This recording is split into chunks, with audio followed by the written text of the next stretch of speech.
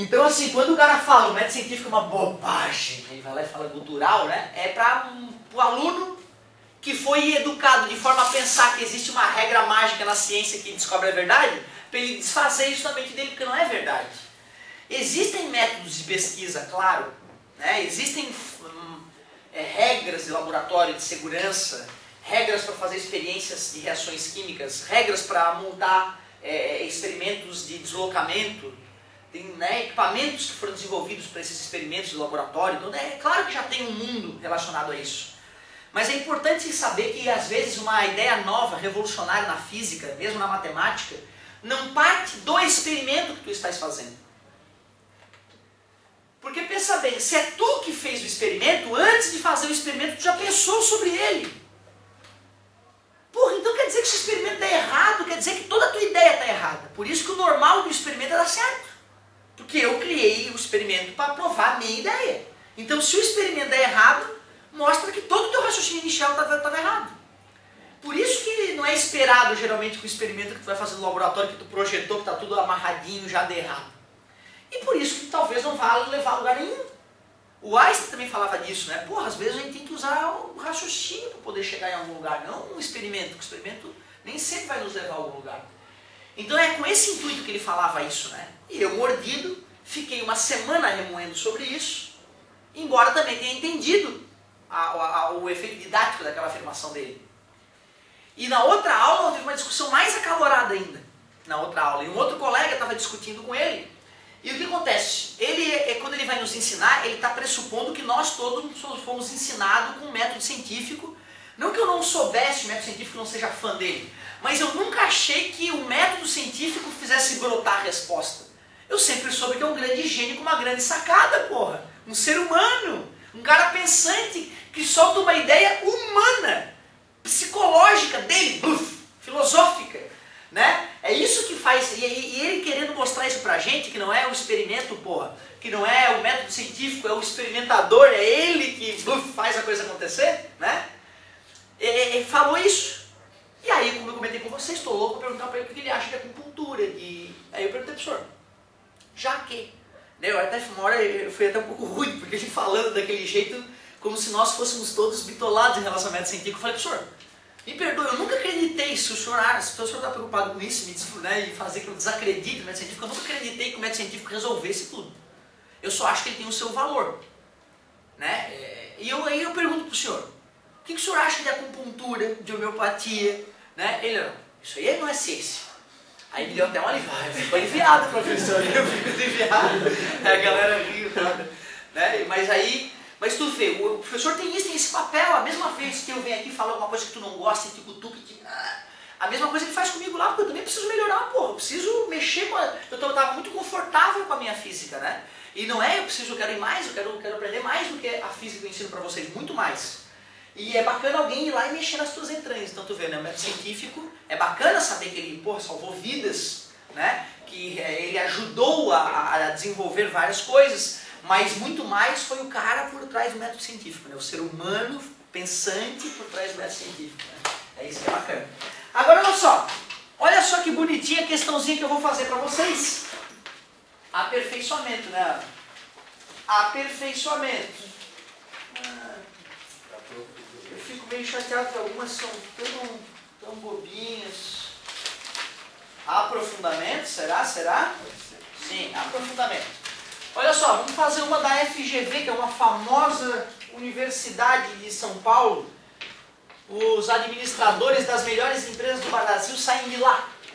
2415. Há mais de 10 anos atrás eu lembro eles anunciando que eles estavam com um quadro novo, o professor ia lá, dava aula, e depois de dar aula o aluno pegava um disquete com tudo aquilo que tinha sido escrito no quadro, já estava no disquete, não precisava copiar nada, o quadro era sensível ao toque.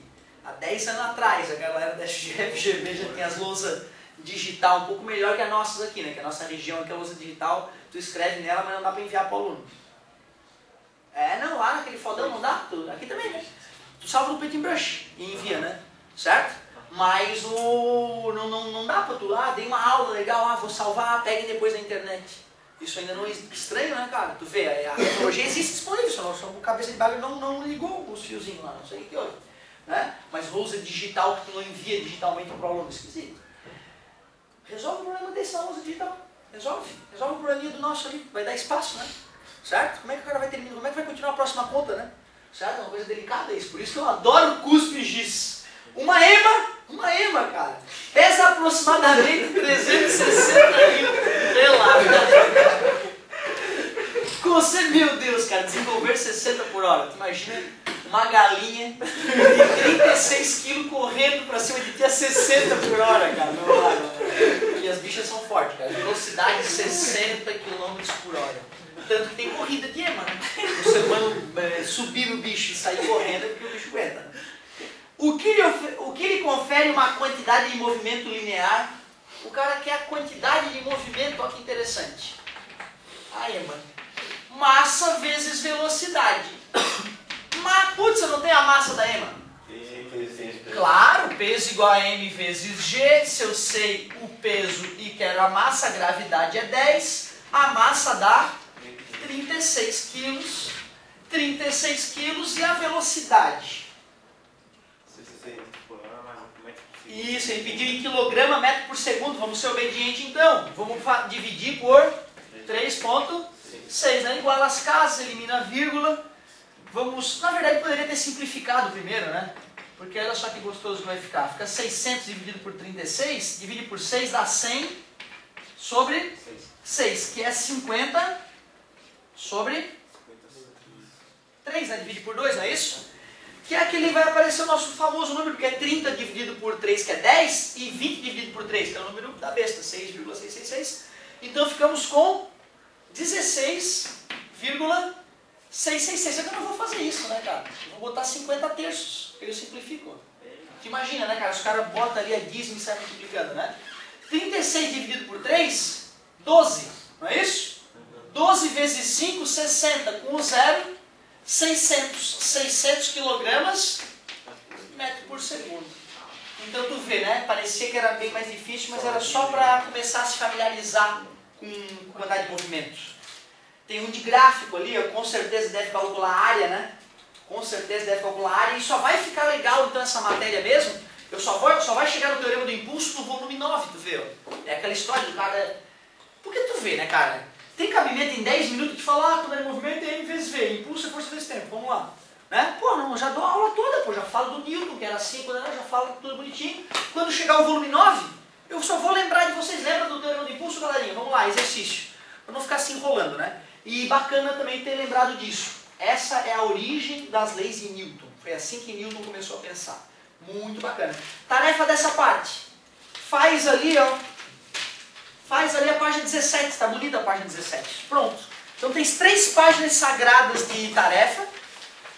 1 horinha agora, eu diria que a tarefa toda pode demorar 1 horinha. Para quem está com mais dificuldade, teria que gastar um pouco mais de tempo. Mas é a única aula dupla da semana, gente. As outras aulas são menores. Por isso que a gente tem que dar um gás mesmo. Começa a fazer agora, galera. Faz pelo menos uma de cada página que eu recomendei, ó. Tem 10 minutos. Tá faltando 2 minutinhos, eu libero pra gente não pegar muita fila. Certo? Vamos lá então. 8 minutinhos para te arriscar uma de cada. Valendo!